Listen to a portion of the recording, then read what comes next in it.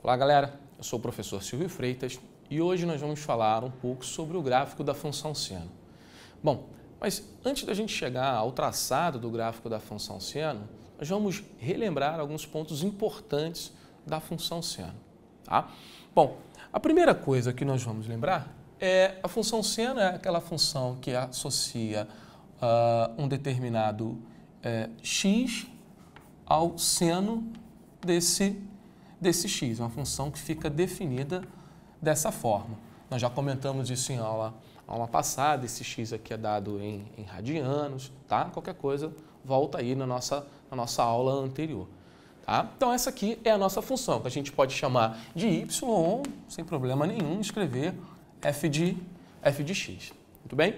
Então, vamos recordar do nosso círculo trigonométrico que o seno de x ele está limitado entre 1 e menos 1. Você viu isso quando você fez o cálculo, tá, dos valores de seno para aqueles pontos divisores dos quadrantes. Lembra? O A, o A', o B e o B'? Vamos fazer isso aqui. Tá? Eu estou falando para a gente calcular o seno do zero, está em A, o seno de π sobre 2, que está em B, o seno de π está em A' e o seno de 2π. E também o 3π sobre 2. Vamos colocar aqui antes só para poder ficar numa ordem crescente. 3π sobre 2 e vamos retornar ao 2π. Silvio, por que você está escrevendo apenas esse ponto? Quero olhar apenas, nesse momento, para os pontos divisores de quadrantes. Então, você já sabe responder isso daqui. O seno de zero é 0, o seno de π sobre 2 é 1. Aqui é onde ela atinge seu ponto máximo. Tá? O seno de π, mais uma vez, 0. Seno de 3π sobre 2 é menos 1. Aqui ela atinge o seu mínimo. E o seno de 2π, mais uma vez, é 0. Lembra que a função seno ela é uma função periódica. E nós já determinamos o seu período. O seu período é 2π. Tá? Então, vamos escrever isso aqui. Ó. Então, f de x é uma função periódica. Tá? E o seu período é 2π. Então, eu só preciso olhar para esse intervalo de 0 a 2π. Porque o que vai acontecer depois disso, ou seja, de 2π até 4π, o que vai acontecer depois disso vai se repetir tudo que nós já vimos anteriormente. Então, basta olhar para esse intervalo. Tá?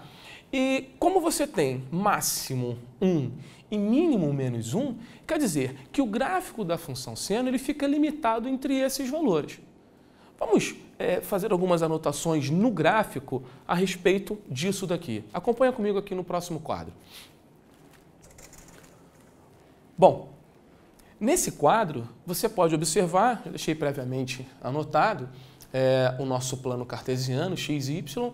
Então, como eu disse, a função ela é periódica, eu só quero olhar para o que vai acontecer de 0 até 2π. O restante vai se repetir. Tá? E aqui eu vou marcar, então, esses pontos máximo e mínimo, que é onde o gráfico vai ficar limitado. Então, aqui, um máximo, y igual a 1, e aqui um mínimo, y igual a menos 1. Eu ainda não sei o que acontece exatamente com essa função, mas o que vai acontecer tem que ficar limitado por essa linha imaginária aqui, ó, do 1, passando por y igual a 1 e passando por y igual a menos 1. Essa linha pontilhada aqui, uma linha imaginária, digamos assim, uma linha que vai limitar o gráfico, uma linha limitadora, tá bom? Então, o gráfico ele tem que estar contido nesse intervalo. Bom, mas o intervalo em que o gráfico está contido, esse intervalo a gente sabe que é a imagem da função. Verdade? Então você, com isso daqui, já consegue dizer qual é a imagem da função seno. Então, a imagem da função seno, vamos escrever aqui em cima, a imagem de f, f lembra a nossa função seno, é um intervalo fechado de menos 1 até 1.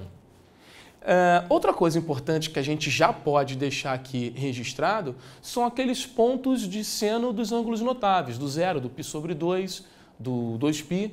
Isso a gente já pode deixar registrado. Então, o seno de zero é zero. Então, quer dizer que o gráfico vai passar pela origem do nosso plano cartesiano. O seno de π também é zero. Então, ele vai passar por aqui também. O seno de 2π também é zero. Então, esses pontos que estão marcados aqui em x é por onde o gráfico deve passar. Além disso, nós sabemos que quando o x é π sobre 2, sua imagem, ou seja, o seu valor para o seno é 1. Então, o gráfico tem que passar por esse ponto. X valendo π sobre 2 e y valendo 1.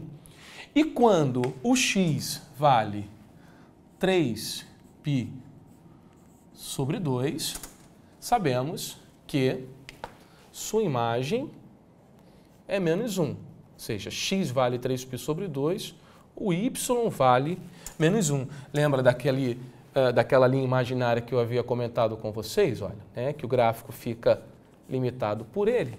Tá? Aqui a gente vê melhor essa situação. Eu não sei o que está acontecendo com o gráfico, mas aqui pode ter algum determinado traçado. Quando chegar nesse ponto é o máximo. Tá? Daqui para a gente chegar até o mínimo, então significa que nesse intervalo esse gráfico vai fazer alguma coisa, a gente não sabe exatamente o que, se é uma reta, se são curvas, a gente não sabe, mas ele obrigatoriamente tem que decrescer. Bom, se ele tem que decrescer, Silvio, aqui eu consigo observar então em quais intervalos essa função ela é crescente ou decrescente. E a gente também falou isso na aula passada. Tá? Só por esses pontos a gente consegue ter uma noção, a gente não consegue definir com 100% de segurança, só olhando para isso daqui. Tá? Mas a gente consegue ter uma noção melhor de que de 0 até π sobre 2 ela tem que ser crescente, porque a imagem sai de 0 e vai até 1. No intervalo de π sobre 2 até 3π sobre 2, a função ela tem que ser decrescente, porque ela está saindo do máximo, vai passar por y valendo 0 e vai chegar até o seu ponto mínimo. Bom, daqui ela vai passar de novo pelo y valendo 0. Quer dizer, nesse intervalo aqui, a função tem que ser crescente. Ok? Vamos anotar isso com mais calma. Então, só reforçando, tá? Só por conta disso, do gráfico, não dá para dizer em quais são os intervalos que ela é crescente ou decrescente. Mas na aula passada, nós falamos os reais motivos e comprovamos o porquê que ela é crescente e o porquê que ela é decrescente. Tá? Qualquer coisa, visita a nossa aula passada que você vai tirar essa dúvida. Então, esclarecendo aqui, de 0 até π sobre 2, vamos escrever dessa forma. Se x estiver entre 0 e π sobre 2, leva a informação que a nossa função, ou seja, que y é crescente, ok? Ela não é só crescente nesse intervalo. Ó, daqui para cá aumentou, nesse pedaço todo ela vai diminuir, mas novamente, quando x assume o valor 3π sobre 2 até 2π, o gráfico ele tem que, a sua imagem tem que crescer, então ela também é crescente. Então aqui, se o x estiver entre 3π sobre 2 até 2π, também eu levo a informação de que y é crescente. E o último intervalo, que é de π sobre 2 até 3π,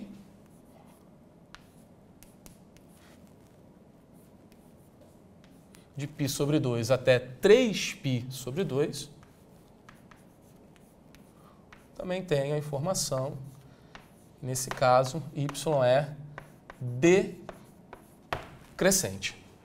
Bom, então, na sua cabeça já deve estar assim, Silvio, a função ela é periódica, né? Ela tem máximo 1, tem mínimo -1. Já sei os intervalos de crescimento e de decrescimento. Já marquei alguns pontos aqui. Então, eu acho que eu já sei o que acontece com a função seno. Ela tem que fazer alguma coisa desse sentido. Ela tem que ir do 0 ao 1, do 1 passar pelo 0 de novo, chegar ao -1, e do 1 retornar ao 0. Ela tem que fazer esse sentido, então. Verdade ou não? Pensa bem, eu tracei segmentos de reta. Será que esses segmentos de reta podem representar mesmo a nossa função seno? Pensa um pouco. Então, essas suas conclusões nós vamos ver na próxima aula, ver se estão certas ou se estão erradas, o que a gente pode finalizar sobre o traçado da função seno de x. Tá certo? Forte abraço e até a nossa próxima aula.